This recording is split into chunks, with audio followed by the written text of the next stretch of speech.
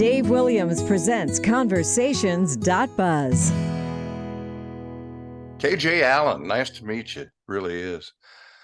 I have been very much looking forward to talking with you because it's my understanding that you have a group of radio stations there in Eastern Georgia, Eastern Central, or however you refer to it, and that they're local stations, and you proudly proclaim that that is your business, making better local radio. Is that right? That's correct. And Dave, thank you for having me. The caliber of the guests you've had on your program, I don't know if I fit in with everybody, but I'll do my best. But yeah, we absolutely take the word radio as a badge of honor. It's a business that's been around for over 100 years now, and it's as cool today as it was on the first day. And it has changed, and we have to embrace that change, and we have to move forward with it. But radio can live on generation after generation if we continue to support it and to back it up and not try to retreat into into other things. Obviously, adding to it in the digital sphere is very important, but radio is our core business. The thing that got my attention, and I was one of the many people in the business. I retired just a couple of months ago, but I was in the business for a very long time. And I considered myself lucky because I was getting out just as the industry was becoming history. And there are so many people in the business that still believe that. They think, well, number one, technology has overtaken, having a big stick in the backyard of a brick building and, sending all the sound out into the airwaves. We've got much better technology now. Since then, I've talked to people who said, well, is it really better? I can't remember who I talked to. Anyway, sorry, I lost my train of thought there. So anyway, yes, I was one of those going, well, it's been great, but we are the lamplighters of the 21st century. Right. And then kind of coincidentally, the industry started seeing a lot of economic problems at the top of these big corporations that own 400 and 500 radio stations. Mm-hmm. And they would start cutting back on their resources and sending people out into the unemployment world and, making program directors do 3 or 4 or 5 different radio stations at a time. And general managers are becoming market managers, and they've got 3 or 4 or 5 different radio stations. And you lose quality, you lose content, and you lose that local contact that has always been the root of it. And since then, I found out about you. I found out about Tom Langmeyer, who's doing something similar with Great Lakes Media. And I'm going, wow, some of these people have figured it out. The future of radio may be in the past.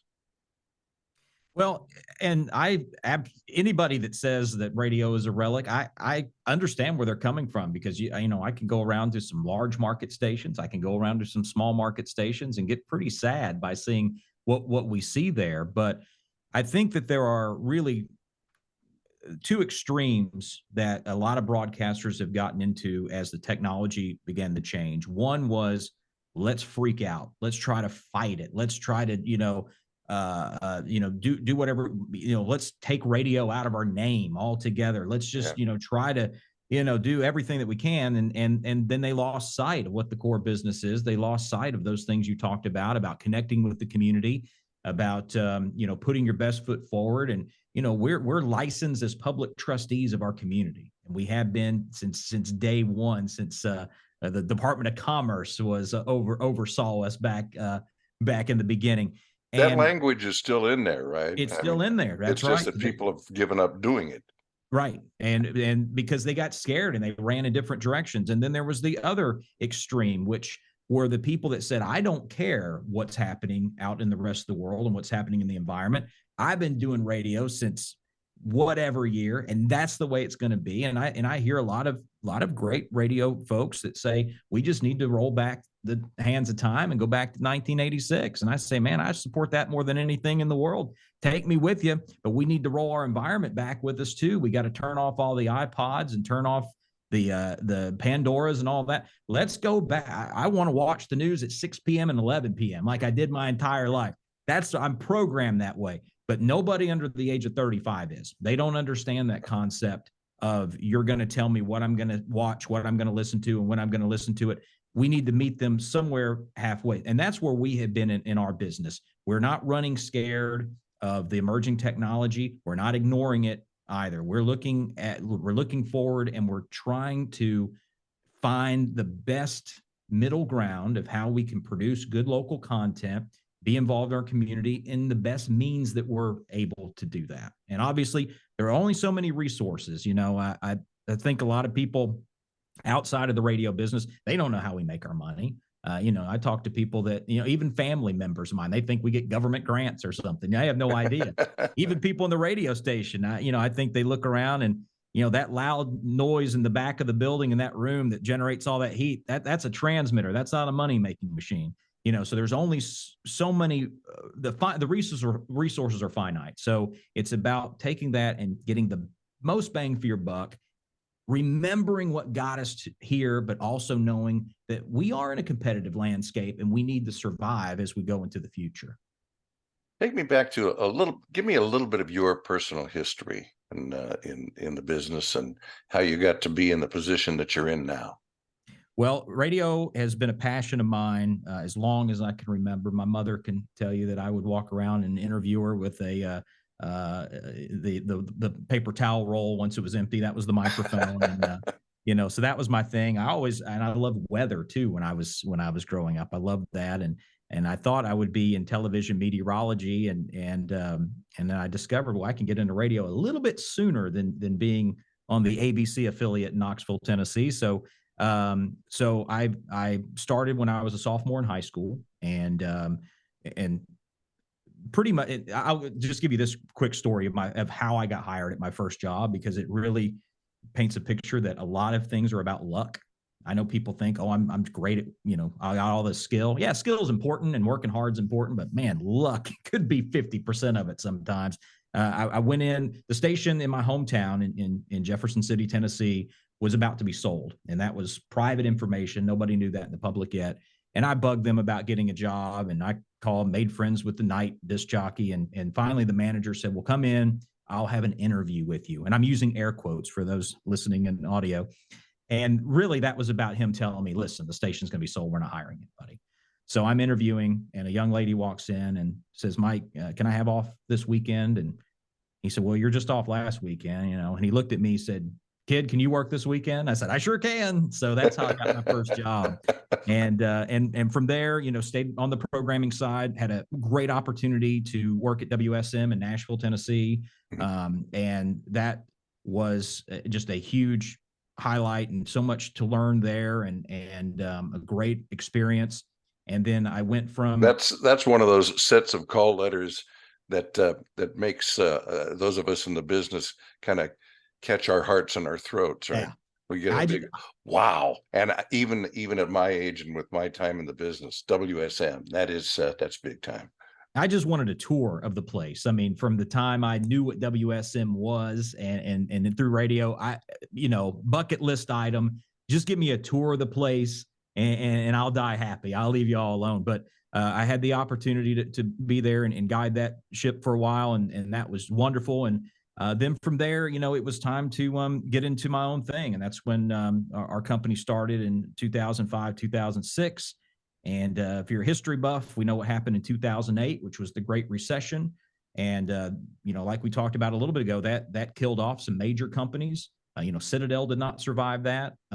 You had small companies that folded up, and that was very tough. And but we made it through. We just started. I mean, 2007 was a rocking year. Our revenues, we took a station that it was off the air, so it was zero revenue. But prior to that, it did very poorly, and turned it around. And I credit that with good people. That's all I do is try to hire the best people, and they make me look good. And then 2008 hit, and we had to really tighten the belt and talk about learning lessons really, really fast. But we made it through that, continued on, and again, through a string of some luck and some relationships, and and just getting out there. We've now put together, I think it's about 11 signals in middle and North Georgia, between some LMA, some owner operator things that we do here locally, and just, put together a package of good radio stations that our local communities, I believe, are proud of, and our clients get good results. And, that's all we ask for. We want to be a station that if somebody flies in from New York City and they're looking for a place to build their next manufacturing plant or whatever it may be, first of all, come to Georgia. It's the greatest state in the union, best state to do business in, I think 9 years running now. So a little ad for Georgia on that. Come to Georgia and then come to one of my markets. And when you're driving around and you're just looking at the infrastructure, and turn on our radio stations to get an idea what's going on. And I want that to be kind of the scene setter to get you the feel of, we're a quality radio station because we're in a quality community with quality people. How many stations do you have? It's like five or 11, six?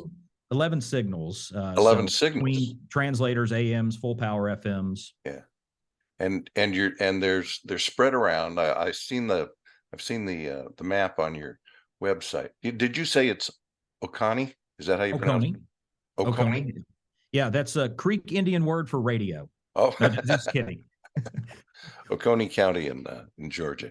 Okay. There are a lot of Oconees. There's Oconee County, the Oconee River, a city of Oconee, and just to mix it up, there's Oconee County, South Carolina. So, we figured we'd throw one more Oconee in there to see how it goes. So you're located in small markets, and there are certain distance apart. I assume that you can't hear one station from the next, or at least maybe. Tell me about your operation. How does it work? They are all contiguous, I guess you would say. Particularly, there are two markets: Milledgeville, Georgia, which is actually the state capital of Georgia before Atlanta. So the old capital is still there, which is kind of neat. Great college town, two big colleges there, and that is sits right next to an area called Lake Oconee. It's Greensboro, Eatonton, Madison, Georgia area. So those two markets really combine as one in a lot of ways. They're sort of sub-markets of each other, but between those two, there are 5 signals that cover that area. 2 are really good in Milledgeville, 2 are great up in the Lake Oconee area, and then there's 1 that covers both markets. So those package very, very well together. And then once you start to run out of signal driving north from the Milledgeville, Lake Oconee, you're getting into Athens, Georgia. Go Dogs.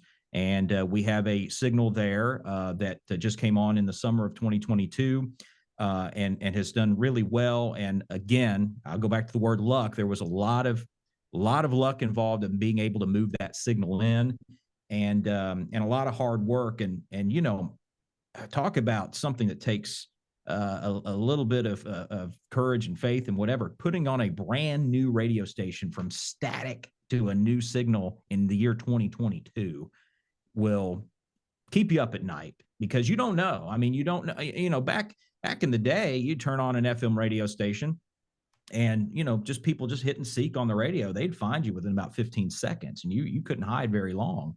But you wonder about these days. And to our surprise, it took off very well and has really connected with the community. So we're really proud of that station. And then we operate one that does stand completely on its own down in Washington, Georgia, cute little town. And, we're down there. We run the high school football in the fall, and that's probably in a town that doesn't have a lot of industry, in a very rural area.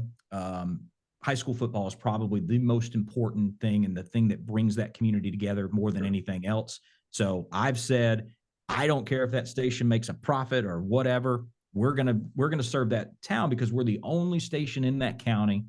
And if a tornado is rushing in toward Washington, we're going to be on the air with that and make sure that those people are served. I'm just not going to cut bait, because if I had a board of directors, I'd have been fired a long time ago. So luckily, I don't have to deal with that.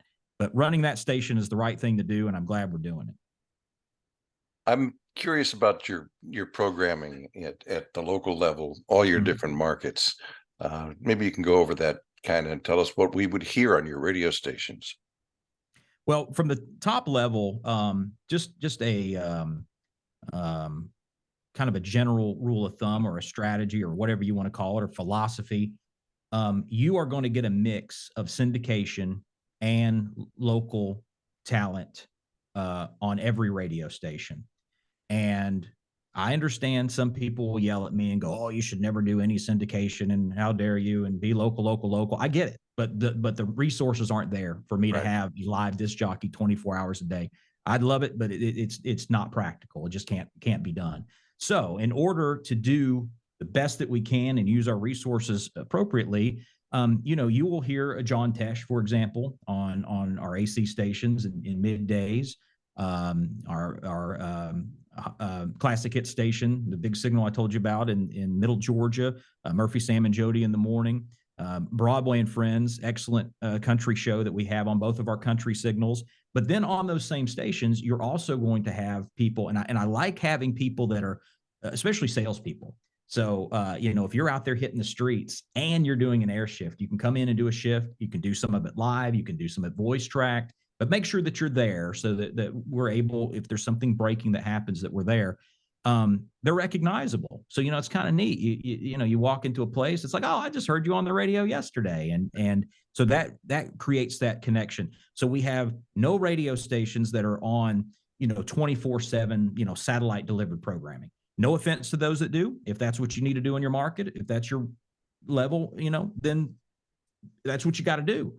But like I said, you're going to get a little mix of syndication. But even in our syndicated shows, we're going to have local weather on hourly, which is a big commitment that we've made in our company. We actually have, along with myself, I got my meteorology certification a couple of years ago. We have 2 other meteorologists, and we do weather for our stations as well as other stations throughout the state.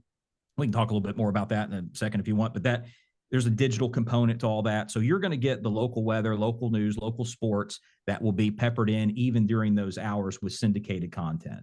So taking it all in, any given hour, you're going to hear local.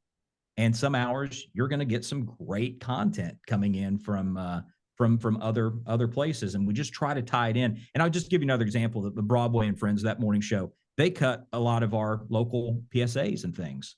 So that's how we kind of draw that in. And they're talking about blood drives that are happening locally and things of that nature. Yeah. Yeah. Well, that certainly seems like what it should all be about. You mentioned weather and your own love for the whole industry there, the meteorological. You're in a part of the country that certainly sees its share of heavy duty, frightening and sometimes dangerous weather. So talk about that for a minute, if you would, because here I sit in Dallas, which is technically part of Tornado Alley, and we still have to pay attention to that kind of thing too. We have some wonderful resources with our local TV stations who are able to go on, and they're there and they're showing you maps, and they're saying, okay, this tornado that has just developed is now moving in this direction, and they can actually tell you approximately what time it's going to arrive at a particular intersection. I think a lot of people in the country are not familiar with that. I certainly wasn't before I got to Texas. So, how much effort do you put into your weather coverage, and how much do you get, if any, from other sources? Everything is in-house that we do on the weather side. And I am grateful that there are radio stations that have those partnerships with TV stations, because it's good. It's better than nothing. Obviously, if you are in your car or you don't have access to a TV and you're hearing that TV audio, it could save your life, but there are limitations. You hear a lot of, "as you can see here," and Yeah. "oh, and this is where it's going to be next." And you're like, "What's this? Where are you pointing at? I don't know what you're talking about." So we've made the effort that there is a digital component to what we do. So anytime there is a tornado warning active anywhere in the state of Georgia, which is a big state, 159 counties, largest state east of the Mississippi. We don't beat you there in Texas on the west of Mississippi, but this is a big state. But anytime there's an active tornado warning, or we have a severe weather day where we have just multiple severe thunderstorm warnings that have that capability of tornadoes, we're live, and we have a feed that's available to all of our affiliate stations that they can take that audio. So instead of potting up a TV feed, It's not designed for radio. What we do is designed for radio. So you don't hear as you see here. Now, if you happen to be watching us on the YouTube channel or the Facebook live stream, you will still get to see all the colors and in the maps. But we've invested in good radar technology. Actually, in the severe weather, there's two different radars that completely different systems, but gives us different analysis of what's going on. Those are up at all time. We're connected directly to the National Weather Service through a service that they have for broadcasters and emergency management agencies and all that. So we're able to get those real-time reports and communicate directly with the National Weather Service during these events. And so, yeah, there's great effort. And twice a year here in Georgia, we have meetings with the meteorologists at the National Weather Service. A lot of the media shows up, and not a whole lot of representation from the radio side because there just aren't a lot of products out there. And I recognize that. And that's why I've taken my passion for that, stepped it up a notch to make sure that I actually know what I'm talking about by getting the certification and told radio stations, hey, we know that if a tornado is coming into town, there's not much you can do about it. I mean, you can get on and say what you possibly can say, or if you have a partnership with a TV station, do that. But in a lot of cases, you may not have those resources. We're a resource for that you can use us to get that information out there. And it's all about saving lives. It's all about mitigating loss of life and loss of damage. And we've seen here, you're in Tornado Alley, we're in Dixie Alley, which is becoming even more active than Tornado Alley, especially in the fall has become a little more active than the spring that we've been seeing over the last several years. But we're seeing the numbers of fatalities decline. I want it to be zero, but the fact that we've seen events, go back to April 3rd and 4th, 1974, the super outbreak, and just the tremendous loss of life. It's heart-wrenching if you go back and look at the super outbreak. And here in the South, the numbers were crazy. We didn't have as many, we had tornadoes here in the South, but the worst were up in the Midwest. But here in the South, we had tremendous loss of life. And seeing the fact that our storms, given whatever year you're talking about, are either increasing or decreasing, but our loss of life is we're pulling those numbers down. And I think that goes a lot to broadcasters for doing their part to make sure that people are informed before, during, and after the storm. You mentioned syndication, and you mentioned, from what I just heard, kind of partnering with other sources to get the information out when it's really important, when it's a critical need. And certainly that's what people have been arguing about for local radio for a very long time. The need to keep radio available in cars, for heaven's sake. What do you have other resources? Do you use network resources, for example? Well, our national news comes in. We have partnerships with ABC News and Fox News for our national news. The Georgia News Network, who does a fantastic job covering stories throughout the state. That's a great resource that we use that comes from the outside. So yeah, absolutely. It's just all about that balance and augmenting what you're doing locally by being able to use resources that are available to you. What about do you have local people who are dedicated to local news coverage, or do you just kind of say, wait until there's something going on and you go, when you should be talking about this a little bit, why don't you go out and talk to the mayor, or why don't you go out and do that? Right. I mean, believe it or not, that's where we get most of the leads, I guess you would say, and just building those relationships. I'll get myself, and I'm not a news guy. I was a news guy for a minute in Tennessee, and I was the worst newsman you'd ever imagine. I'd pick up a story, and if I couldn't pronounce a name in it, then I would go on to the next story. So I was the worst. Yeah, don't take any notes, anyone coming up in the news. Don't do it that way. So I'm not a news guy, but I've worked around some really good ones. But even still, I'll get a call sometimes from one of the congressman's office, and then hey, this is what's going on. Can we get this story out? Can you? Absolutely, and that's what it means to have those relationships. And if we weren't involved with all these different offices and individuals, we wouldn't be getting those phone calls. So there's that. Having a local dedicated news person is tough in the small markets. I've seen some places do it and they keep people around forever. We had one young man that did a fantastic job for us. He did so good. He was hired by a bigger station about a year. I think he was with us for about a year, and he broke my heart, and he went to a bigger station.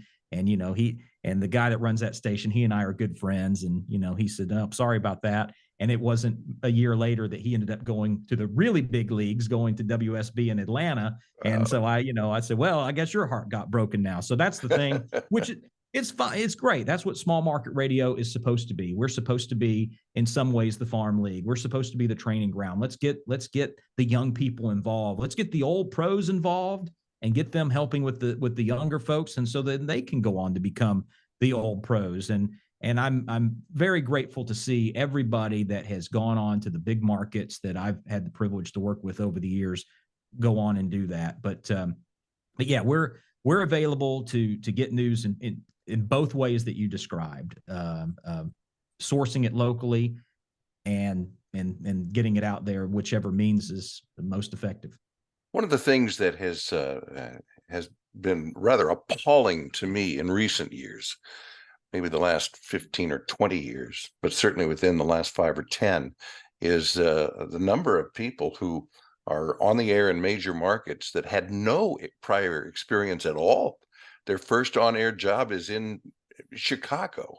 Yeah, it's surprising. Or San Francisco, and I look at that and I go, well, that's fine for them. Obviously a very talented and intelligent person, but that person is coming to the job with no background, no experience, no learning by doing, and no understanding of radio stations' historic and legal obligation to the community and how it all works. So I'm really cheering for you guys and hoping that you are becoming the farm system, as you said.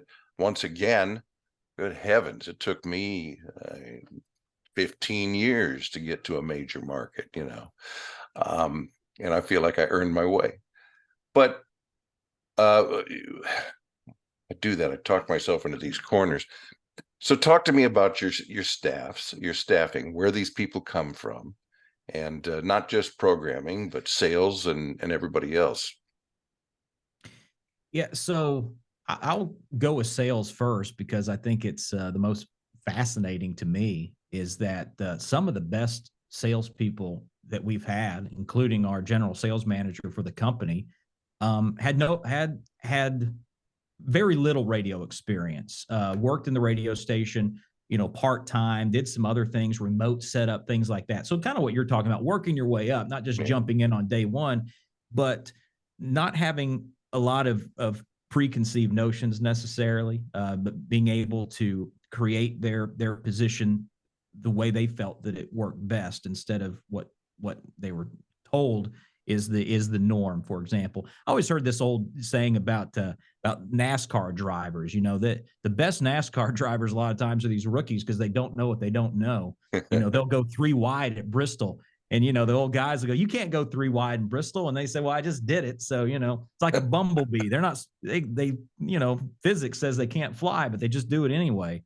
So it's interesting to see people that come in that they just go do it, and you go, "Wow, we didn't think that was possible." And so, and that encourages each other. And that's the other thing, and I have people that have been in broadcasting for, I think one person, I think he's at about 50 years, maybe 50 plus years in broadcasting. He's on staff. I have, a young lady I hired 2 weeks ago. This is her first gig. So that's such a great, diverse group. But what keeps us all together is that we support each other. Even on the sales side, it's not about cutthroat. Let's see who we can, get. And that's so common around so many places. But, we'll go in, a salesperson will go in, they say, "Oh, I just saw, such and such earlier this morning." "Oh, great. Well, I just want to say hi too. Tell them I said hi." We support each other. and it has worked for everybody. And that is the key. If you can't get along, then this isn't the organization for you. You know, this is like a family. This is not meant to replace your family, but this is meant to be your radio family. And at the end of the day, we're all in it together, and everybody believes in that. And if they don't, it just doesn't work out for them, and they can go somewhere else. And as far as our air talent is concerned,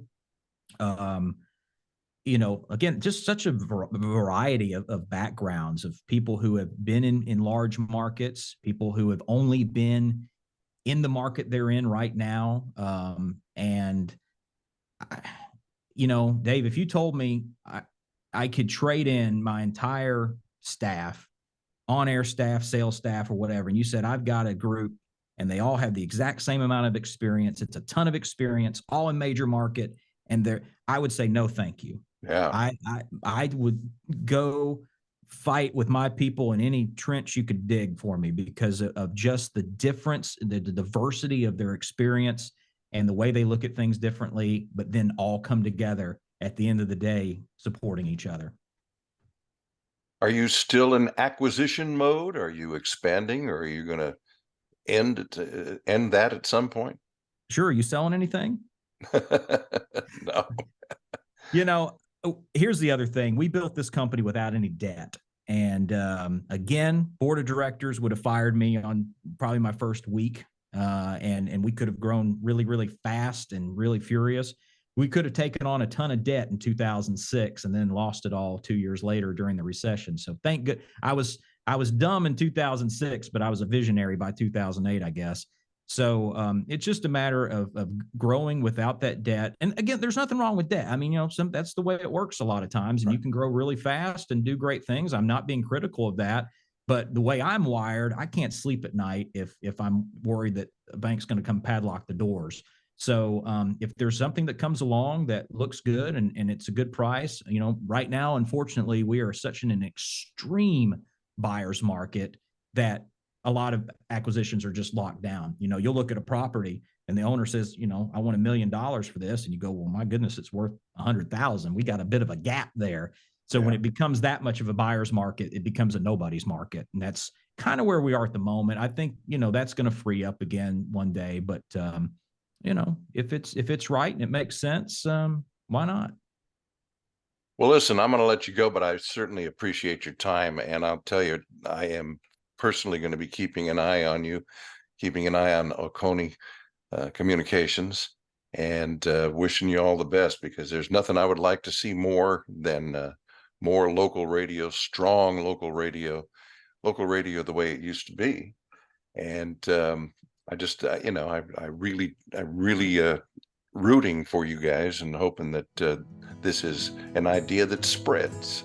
So Well, Dave, thank you, and we can take all the support we can get, because it's a tough business, but with love and support, that's what pushes it along.